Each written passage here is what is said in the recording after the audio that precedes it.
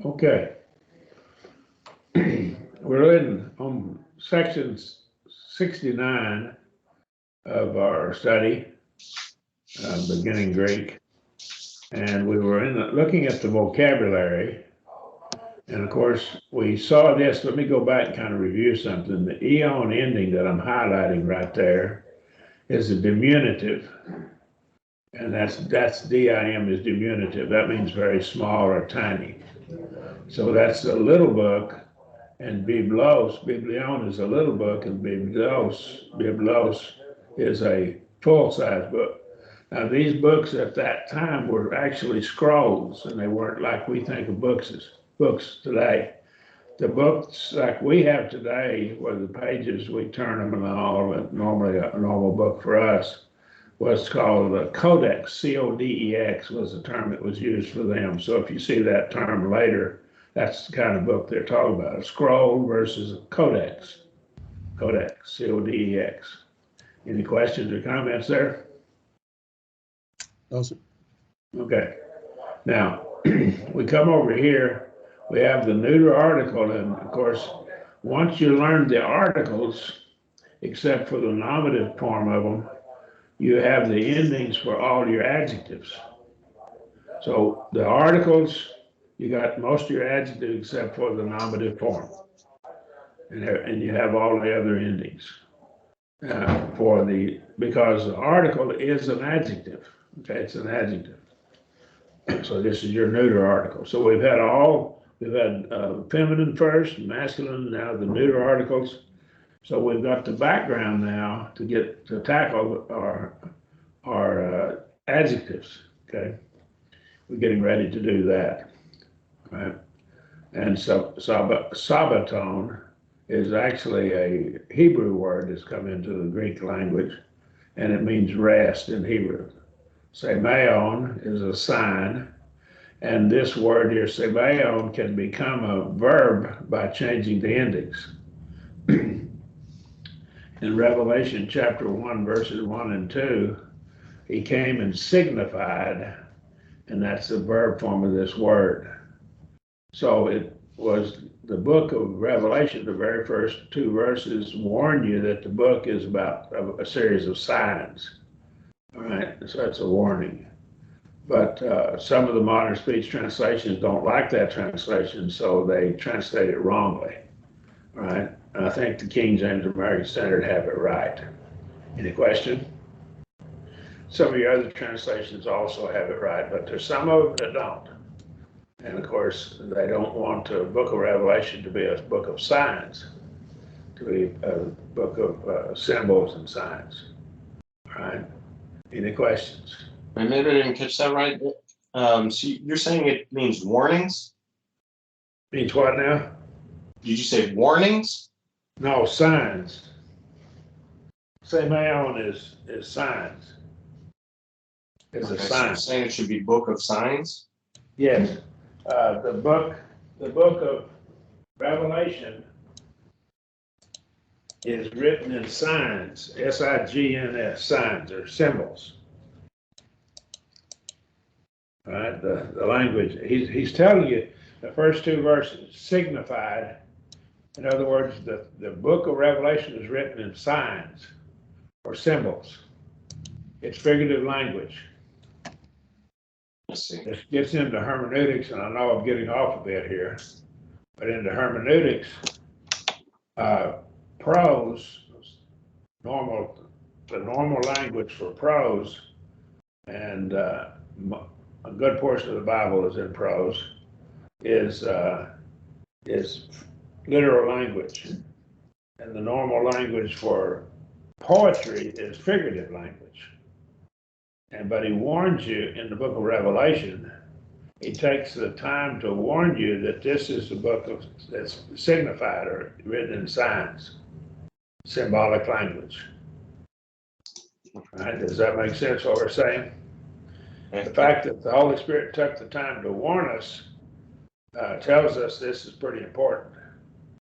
So the book of Revelation, the 1,000 years and all that, is not necessarily to be taken literally.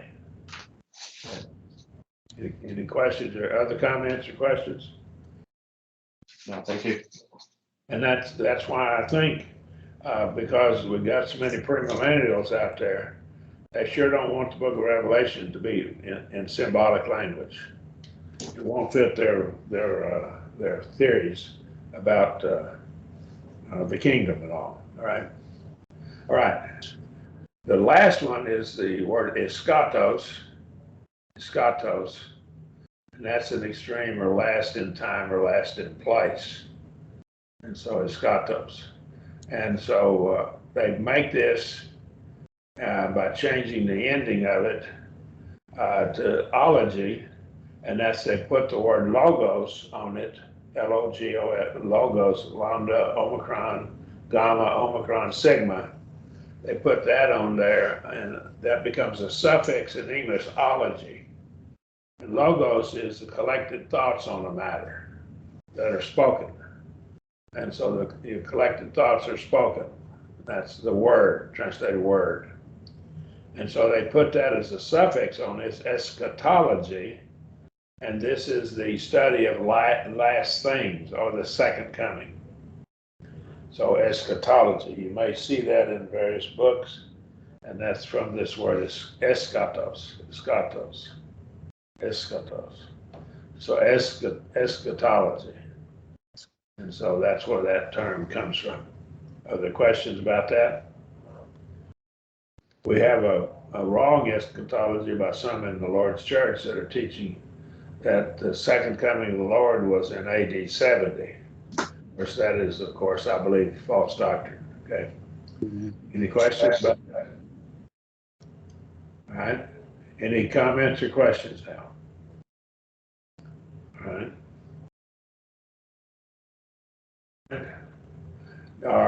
Have you done your translation, everybody?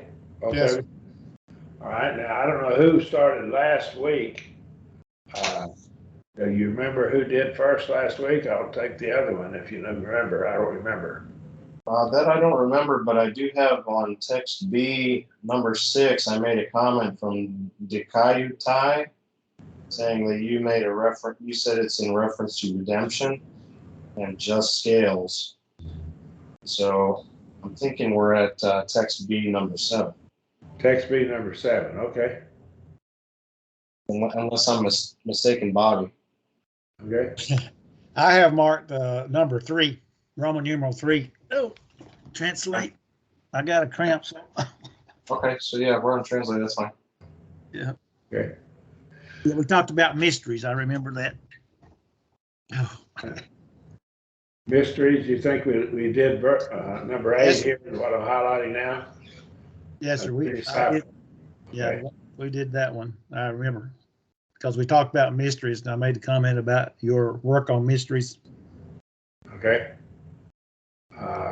Did I send you my notes on the gist of the Bible? Is that where you got that from, or Yes, sir. introduction to the Bible? Okay. If you don't have those notes there, if you would, Benjamin. Okay. If you want those notes, let me know and I'll send them to you if you don't have them. Okay. Okay. All right.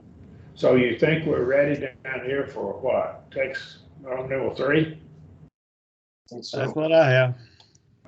Okay. Let's try that, and we'll go into the next lesson.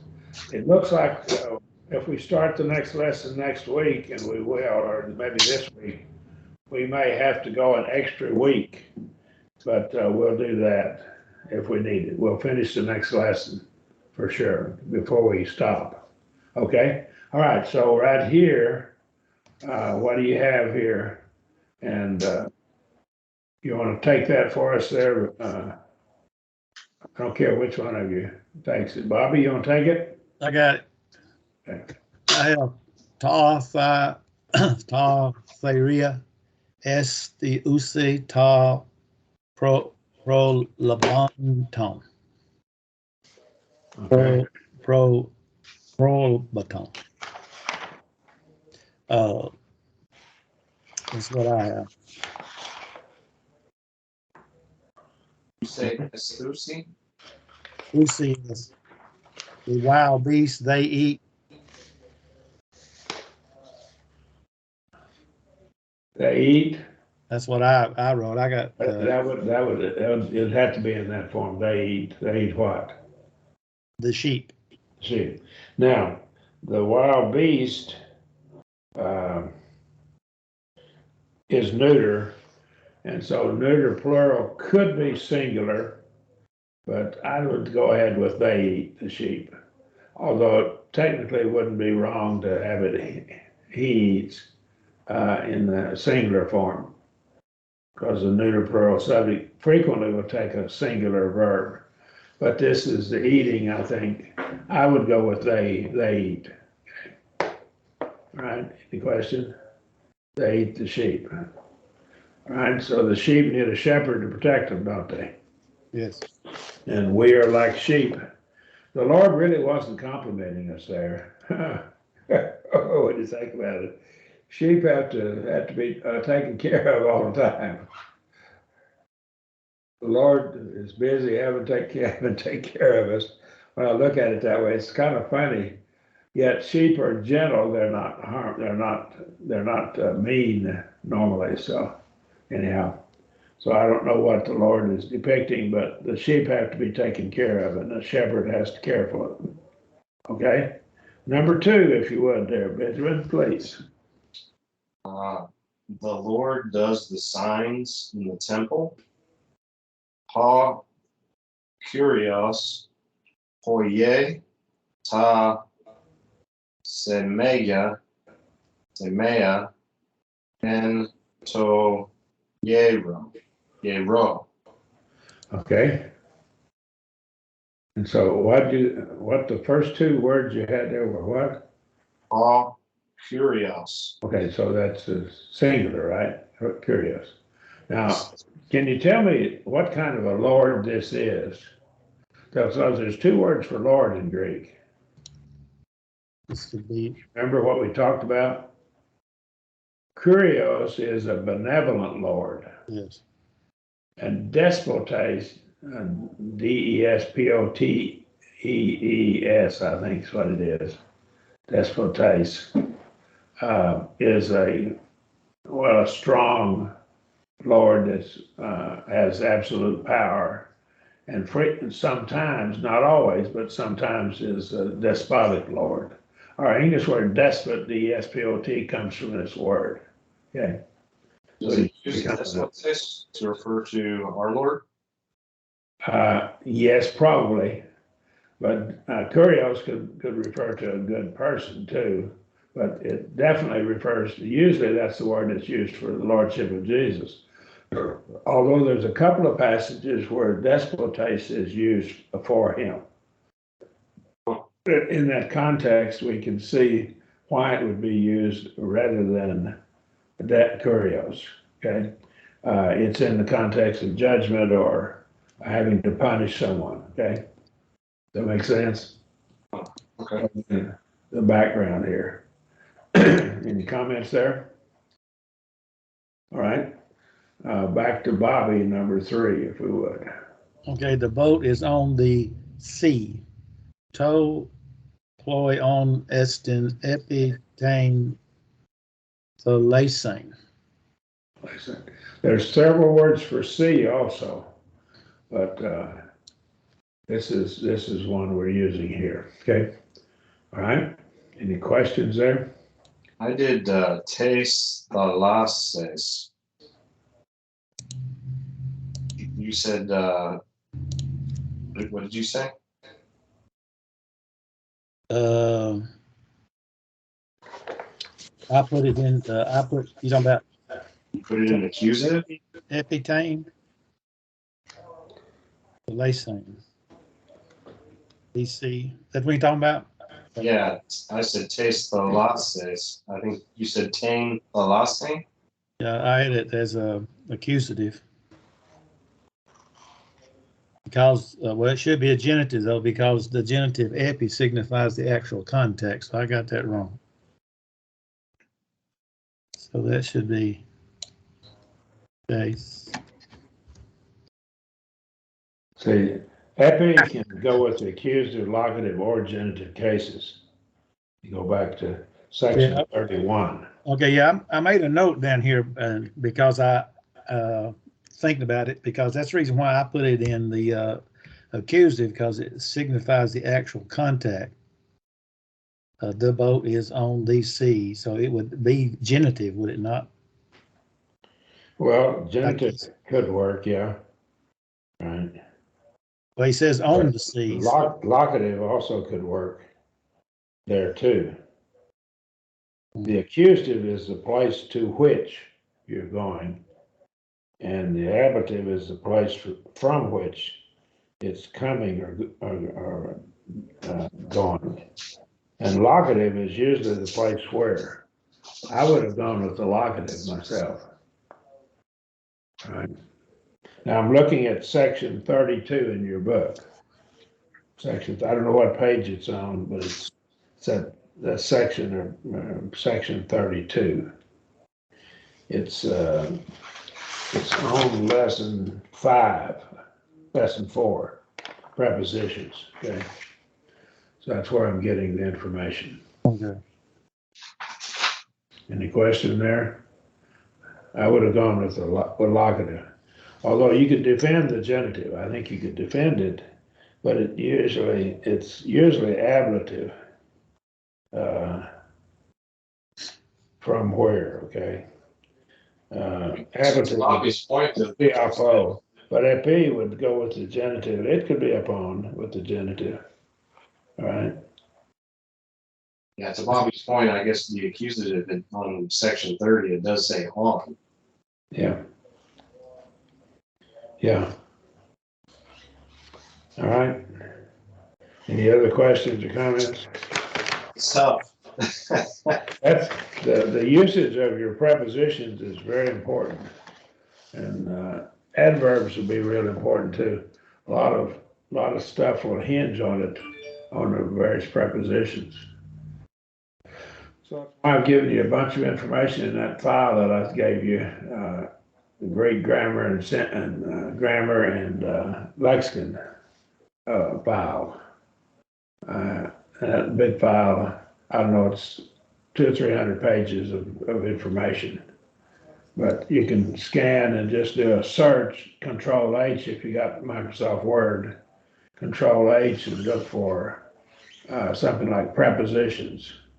And it'll go down. There's a whole section on prepositions and information about every one of your prepositions. And that's toward the end of the file. It's down toward the end. I put it toward the end on purpose so I could scan down to it quickly and go back up and get it. Okay. Yeah, I definitely have trouble remembering all the different cases for them.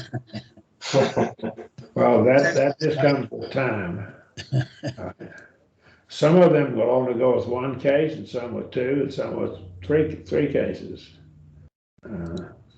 So you get with more than one case sometimes. All right. Let's see. So we're now on number 4. Is that right? Yes, sir. Okay.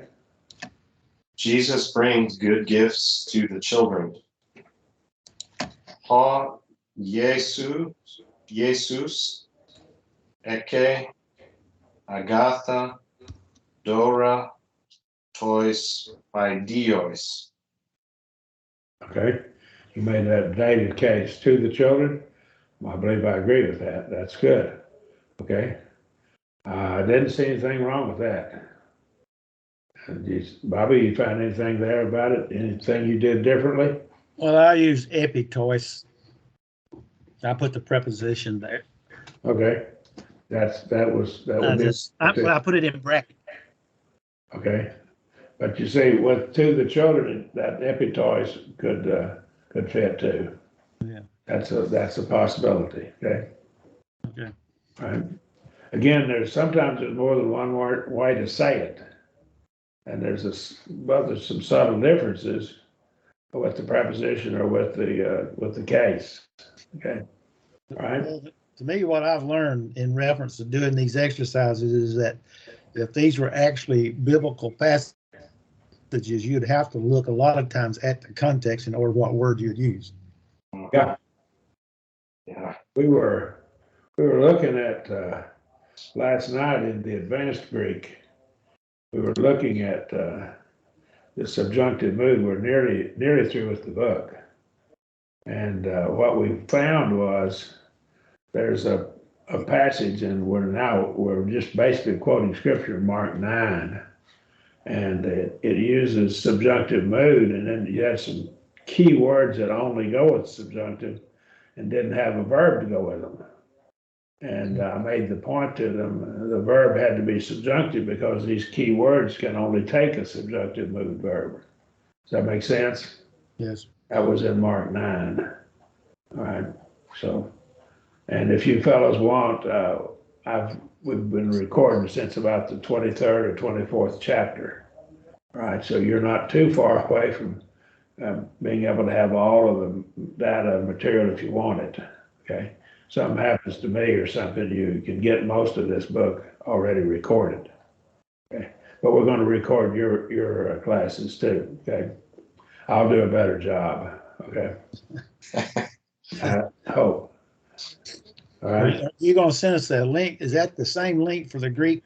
I mean, Yeah. All we're doing is putting up your group right now rather than the advanced ones. Okay. And we're going to take yours through and all the way through to the end of the book with you if you guys are willing to stay with it. Okay. If you can tolerate me that long. Okay.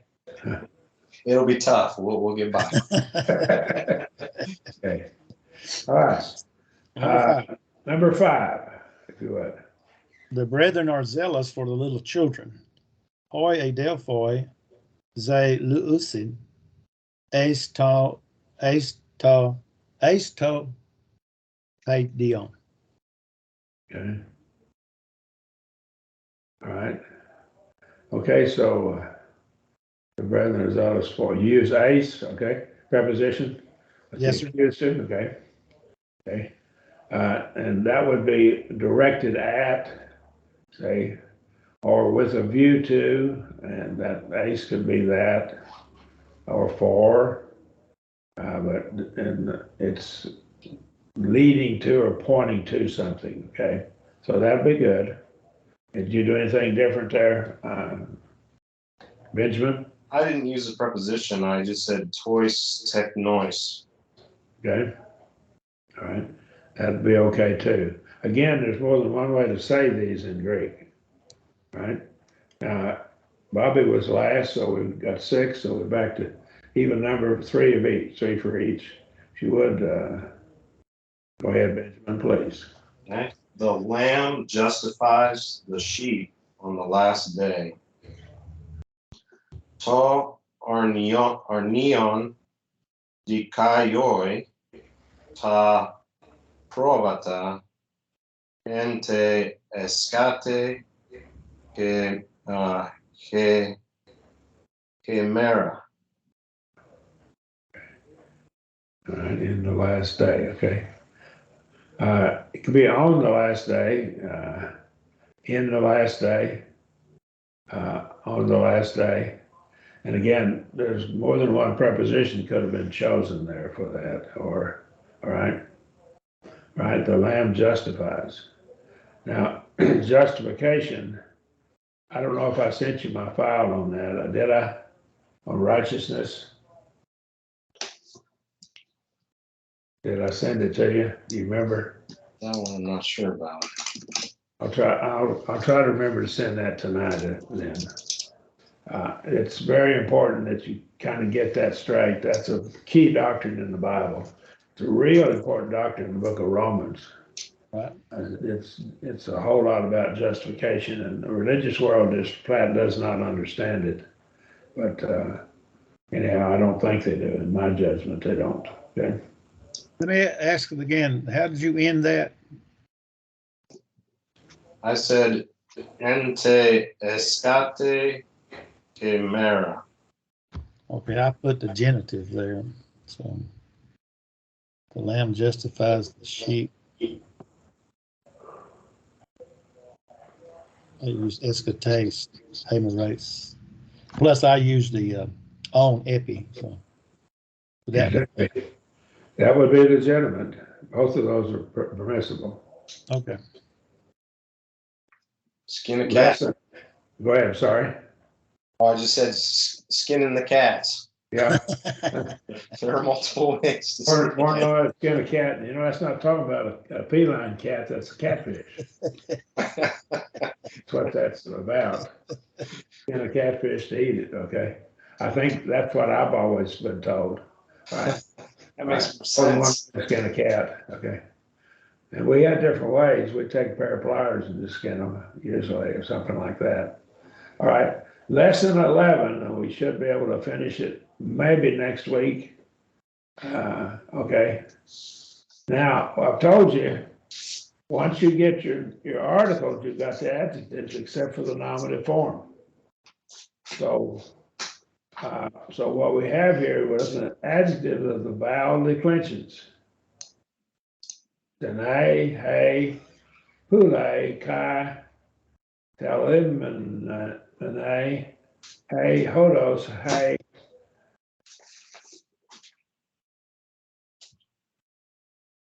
apagusa, haste, tain, zoane. All right, this is Matthew 7:14. Narrow is the gate. Now here, what we have here, we have the word narrow, that's an adjective. The gate, and there's your gate.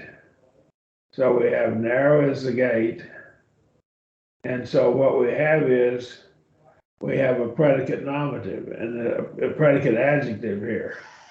So it's redefining the gate and straightened the way, right? So this is straightened. That's an adjective also. And that's the way, hodhe, hodos, and way and road are the same word. And the leading, this is a participle, the leading unto the life. And this is this article goes with this participle. And so it would be translated, when you have an article with a participle, it's always translated as, in this case, the one leading. And it would be the one leading. And they've thrown in the word way because this is agreement with the article for the word way. So it's pretty emphatic. What is this? It's the gate. Narrow is the gate. Predicate adjective. Gate. Predicate adjective straightened. Hodos, way, the way. And then he says the what? The road, okay? The road leading unto what? The life. Unto the life. Now, Zoe, and of course, this is a genitive, this is an accusative case, so when it takes the accusative. And so it's the accusative case. So it's receiving the action of this. It's a direct object, okay?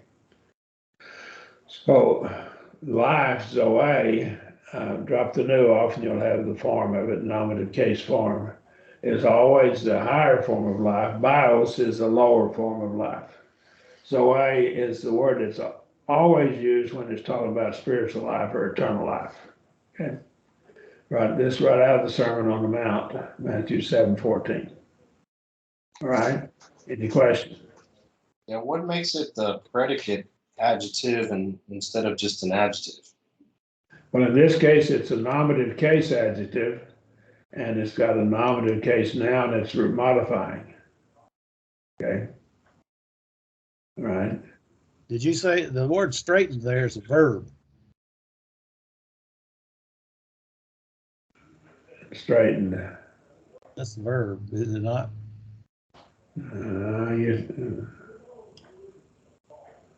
Well, I'll have to check that out. There is the way. Well, I was looking at the end there.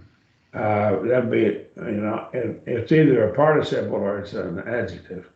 I think it's an adjective. Yeah, it seems to be an adjective describing the way. Yeah. I'll have to check that out. I could be wrong on that.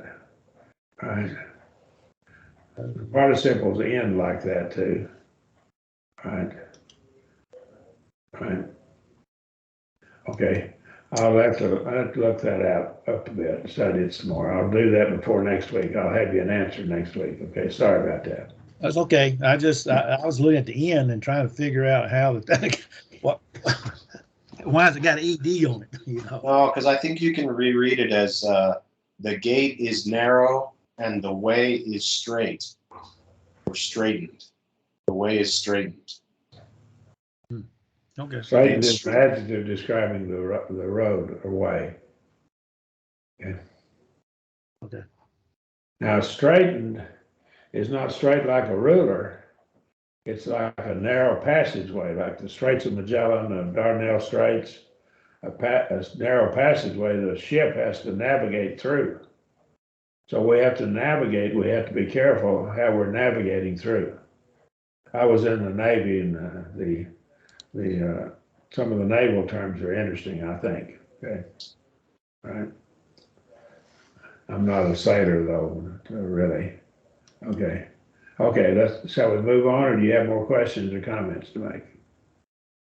Adjectives in alpha and omicron declensions. Adjectives are words that limit describes nouns or pronouns. The good man, the man is good. All right. So good is an adjective, and good is an adjective here. Now they're in different positions. He's going to make a point on this in just a few minutes, if we get to it, of course. So the good man and the man is good say essentially the same, but in a different way. So there's a difference in them, how they're worded and how they say what they're saying. So that's going to be important for us that we look at those and see what they're saying, okay? Greek, the adjectives agree with the substantives.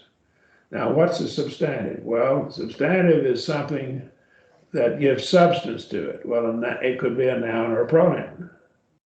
And some of your participles can function like adjectives even. So participles, when we get to them, they will function either as an adverb or an adjective. And you got to know which they're functioning as. If a participle, when we get to them later, has an article on it, it's automatically functioning as an adjective, right? It automatically is. It may function as an adjective without the article, but if it has the article, it absolutely is functioning as an adjective. So adjectives agree with substantives that they modify. That would be the nouns or pronouns that they modify. In gender, that would be masculine, feminine, neuter. Number, singular, plural. And case, that's all your cases. We go with the 8-case system. Thus, they're inflected in these respects. They're going to be inflected with the proper gender, the proper number, and the proper case. They're cited in lexicons in the nominative case of the 3 genders. Now, he gives an example of it, agathos. Agathos down here. Right here, I'll highlight it. Agathos, that highlighted there is the nominative singular masculine form of it. The masculine's always given first. You drop the os ending and put an eta in the place of the os, and you'll have the feminine ending. You drop the os and put on right there, and you'll have the neuter ending. But everything before where the cursor is right now is your basic stem. And all you do is change that ending to get the masculine, feminine, and neuter. They're always listed in masculine, feminine, neuter in that order. Now, agathos is good because it's morally good. There's another word, kalos, that is good in a different sense. I'll give it here. I'll highlight it.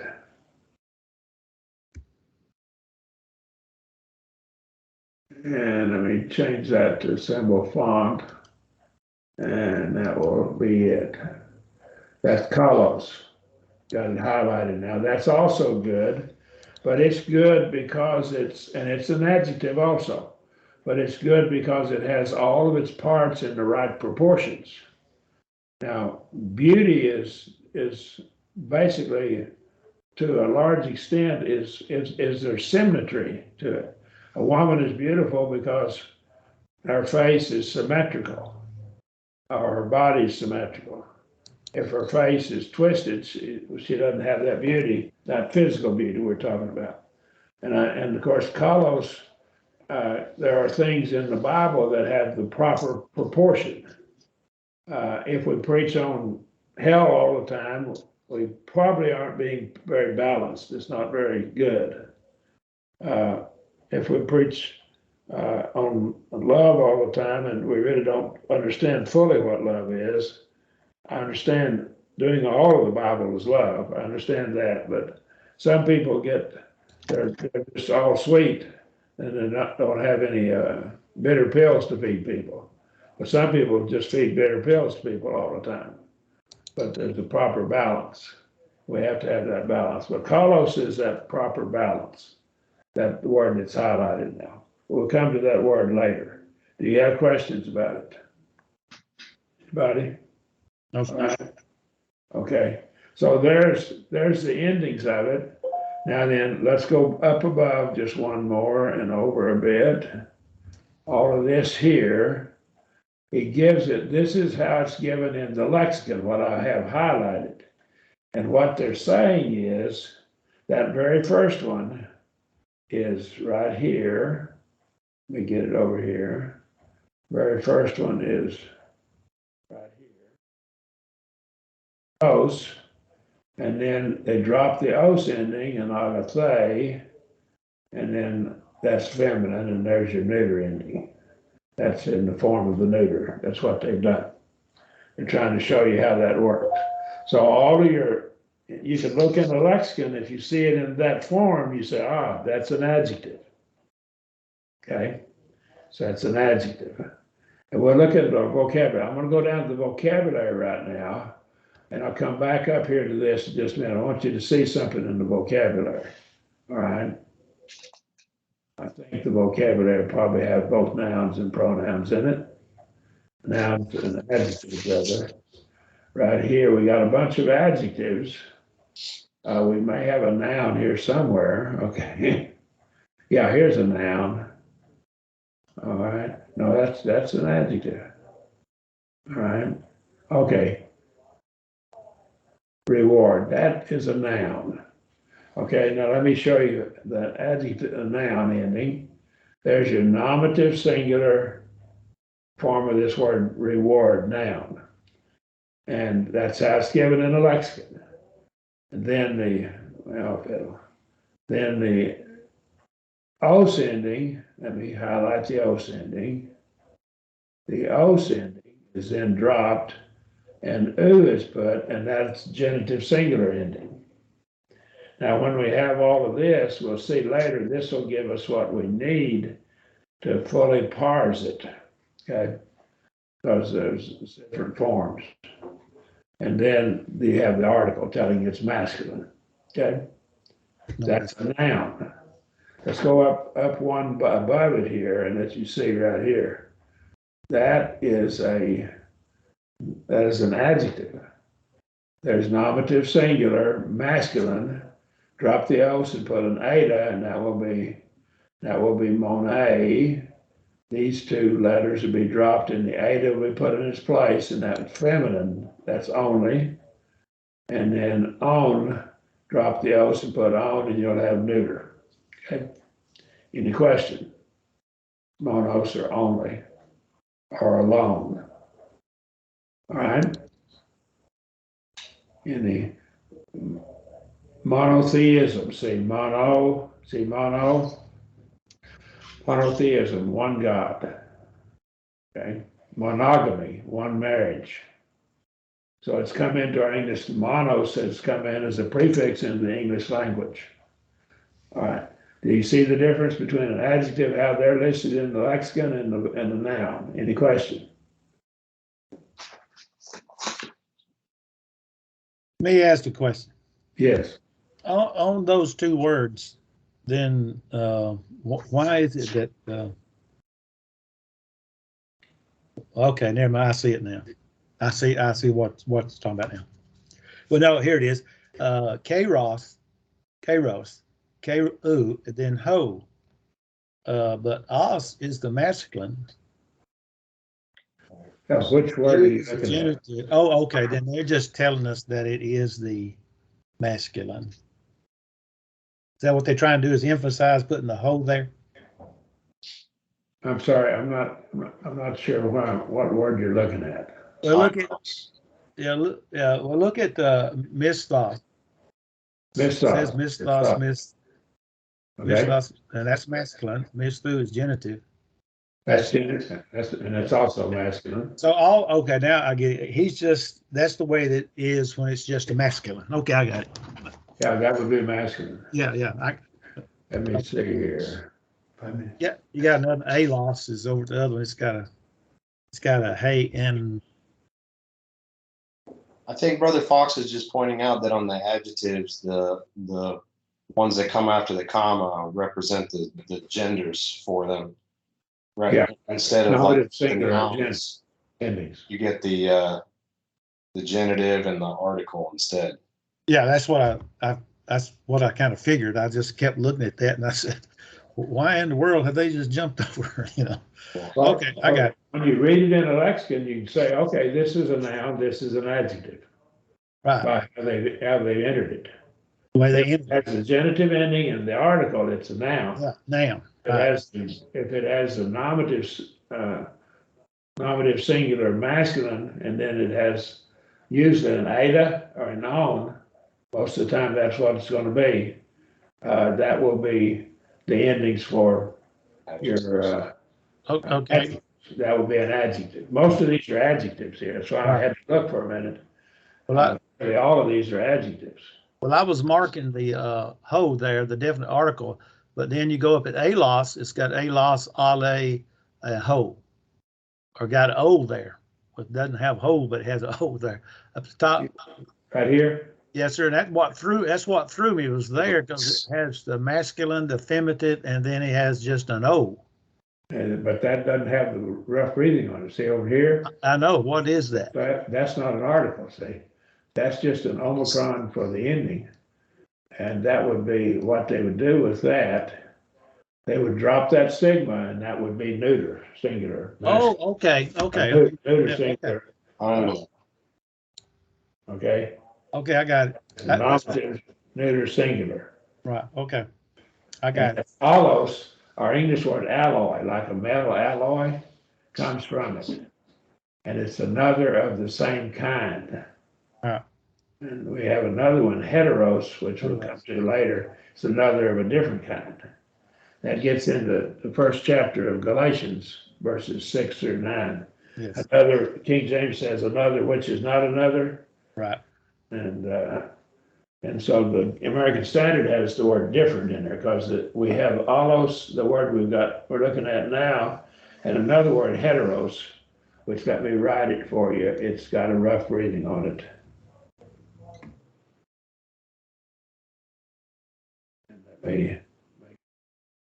I can make this with a symbol font, and that's it, with the rough breathing on it, on the epsilon, hetero.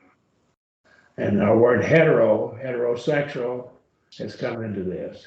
If you get into biology and studying biology, I've had one graduate course in botany, and it was Common Trees of Oklahoma. Really interesting.